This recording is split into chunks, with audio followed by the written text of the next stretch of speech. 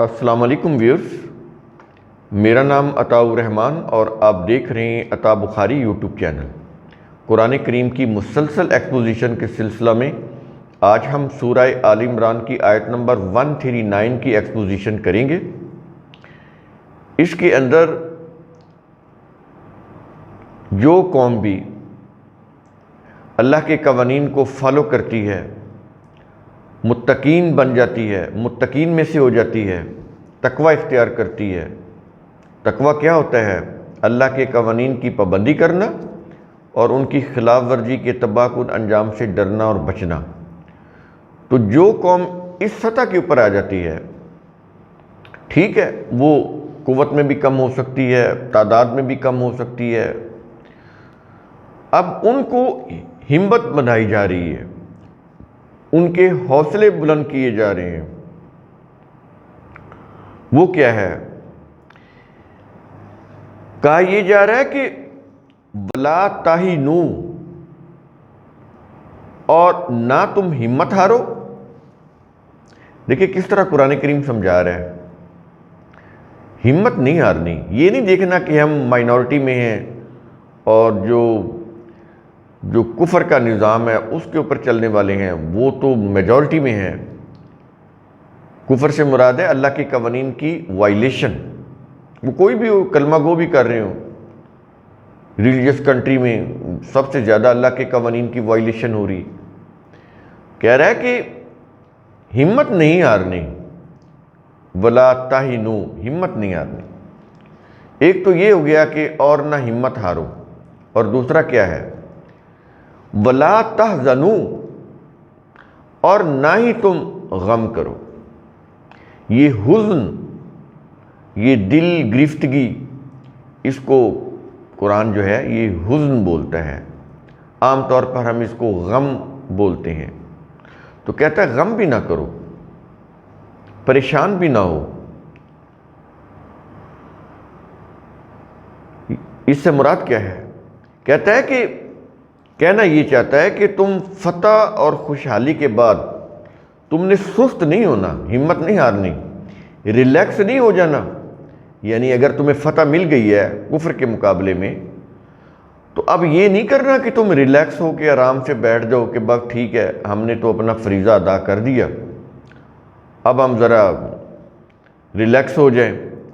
اس سے تو پھر جو کفر کا نظام ہے دوبارہ حملہ آور ہوگا، دوبارہ ان کو نقصان پہنچائے گا۔ اس لیے کہہ رہا ہے کہ فتح ملنے کے بعد، خوشحالی کی ملنے کے بعد تم کہیں سست نہ ہو جانا، اور کوئی بھی مشکل پیش آئے، ظاہر ہے کہ میجورٹی میں ہے نا کفر کا نظام، تو تمہیں مشکل بھی پیش آ سکتی ہے، کسی بھی قسم کی مشکل۔ تو کہتا ہے یہ جب پیش آئے تو پھر افسردہ نہیں ہونا، دل گرفتہ نہیں ہونا، دل کے اندر کوئی غم نہیں لے کر آنا، ہمت کے ساتھ آگے بڑھنا ہے، حوصلہ نہیں ہارنا۔ اب یہ دیکھیں قرآن کریم کس طرح سے سمجھا رہا ہے، کس طرح سے حوصلہ دے رہا ہے، کس طرح سے رہنمائی کر رہا ہے۔ تو کہتا ہے کہ جب بھی تمہیں فتح ہو جائے، خوشحالی مل جائے، تو کبھی بھی ہمت نہیں ہارنی، سستی نہیں دکھانی، انرجیٹک رہنا ہے، چاقو چوبند رہنا ہے۔ اپنے جو داخلی امور ہیں اس سلسلے میں بھی، انٹیریئر معاملات میں، انٹیریئر افیئرز میں بھی، اور یہ جو خارجی معاملات ہیں اس میں بھی چاقو چوبند رہنا ہے، ویجیلنٹ رہنا ہے، اپنی قوت کو بڑھانا ہے، اپنی استعداد کیپیبلٹی کو بڑھانا ہے، سست کاہل ہو کر نہیں بیٹھنا، مایوس ہو کر نہیں بیٹھنا، آگے بڑھنے کے لیے پلاننگ کرنی ہے، اسٹریٹجی بنانی ہے، معیشت کو بہتر کرنا ہے، لوگوں کے لیے میکسیمم فلاح کے کام کرنے ہیں۔ مشکل حالات آئیں گے لیکن ان سے گھبرانا نہیں ہے، ان کے اوپر اوور کم کرنا ہے، اپنی ہمت کے ساتھ، جمع مردی کے ساتھ۔ یہ چیزیں کہی جا رہی ہیں۔ جس کو ہم ایسے ثواب سمجھ کے پڑھ کے آگے گزر جاتے ہیں، کتنے قوانین دے رہا ہے، ضابطے دے رہا ہے قوموں کو.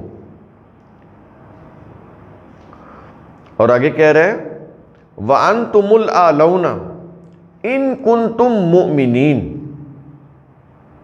کنڈیشنل سینٹینس ہے، یہ شرطیہ جملہ ہے. شرط کیا ہے؟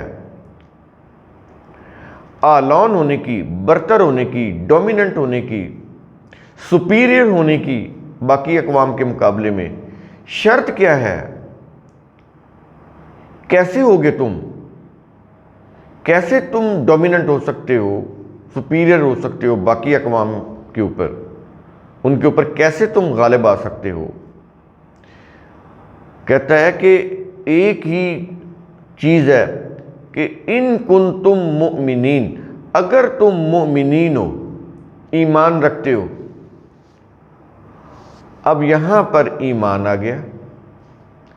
ہمارے ہاں ایمان کیا ہے؟ بس کلمہ پڑھ لیا. اور یہ جو پیدائشی مسلم ہوتے ہیں انہوں نے کلمہ بھی نہیں پڑھا ہوتا، بس کسی فرقے کے گھر میں پیدا ہو جاتے ہیں تو وہ اپنے آپ کو کہتے ہیں کہ ہم مسلم ہیں، حالانکہ وہ اپنے اپنے فرقوں کے اوپر ہوتے ہیں.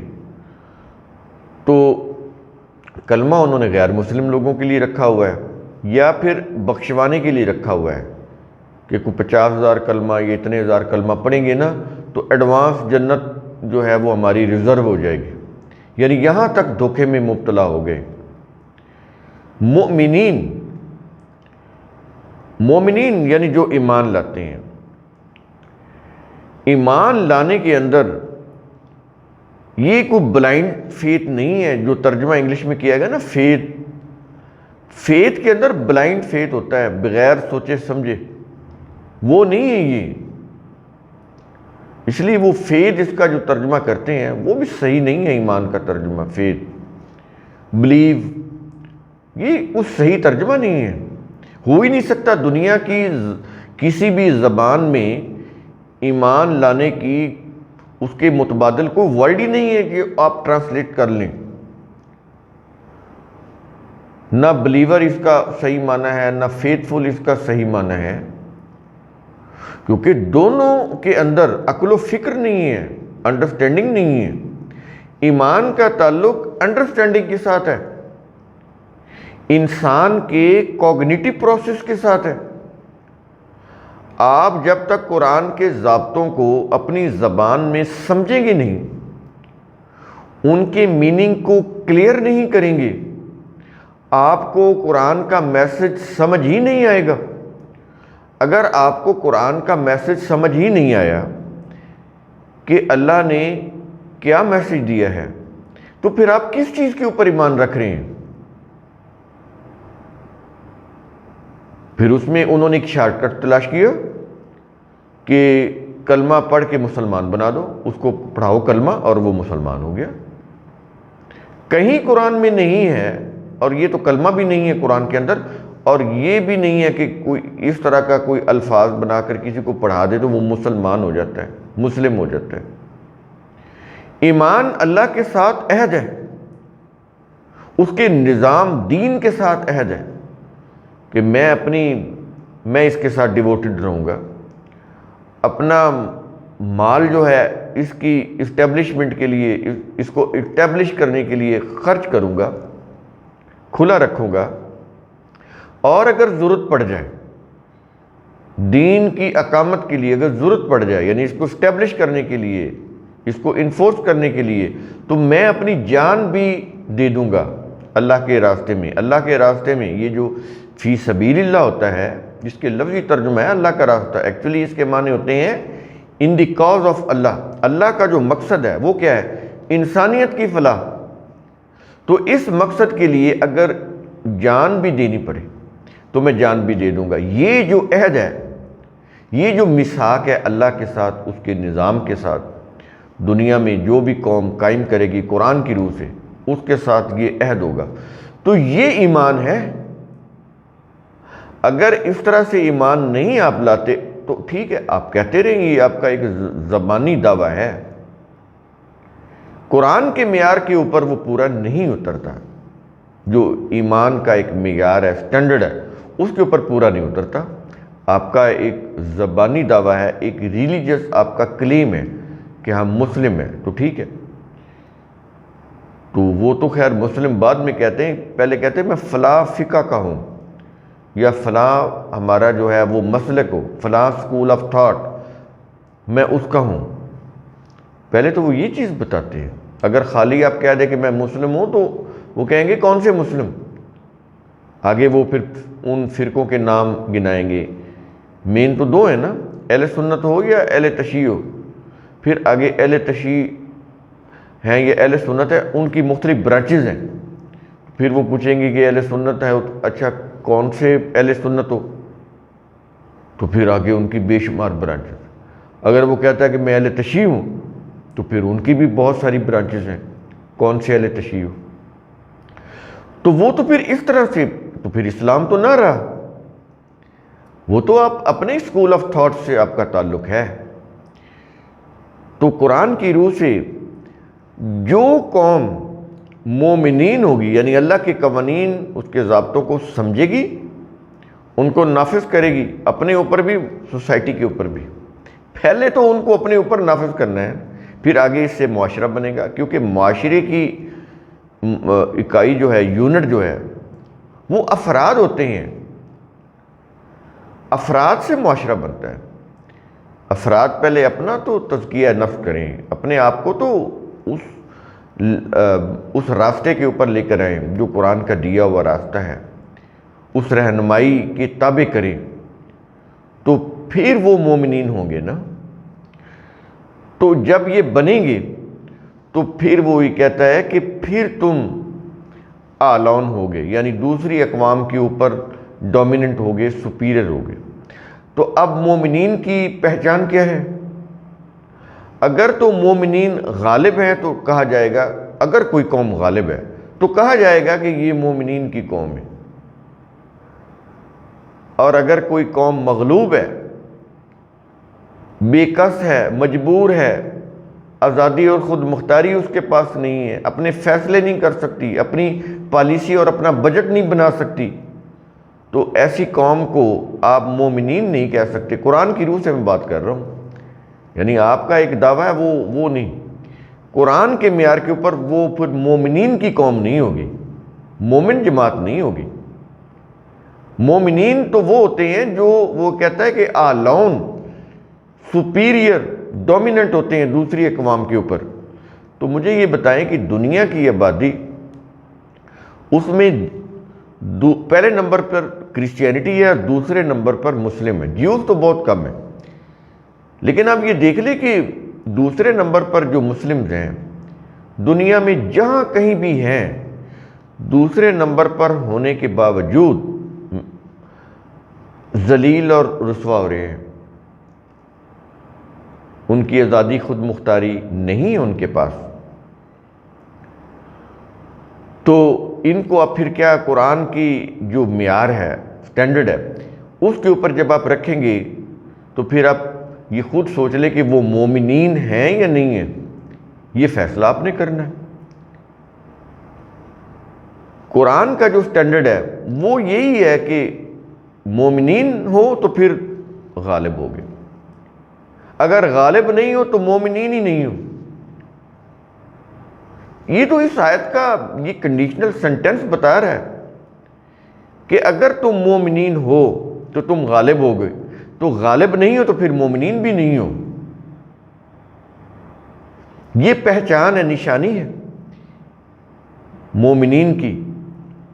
تو اب آپ خود فیصلہ کر لیں کہ دنیا میں مسلم ممالک جتنے بھی ہیں وہ کیا ڈومیننٹ ہیں, سپیریئر ہیں باقی ملکوں کے اوپر, باقی اقوام کے اوپر؟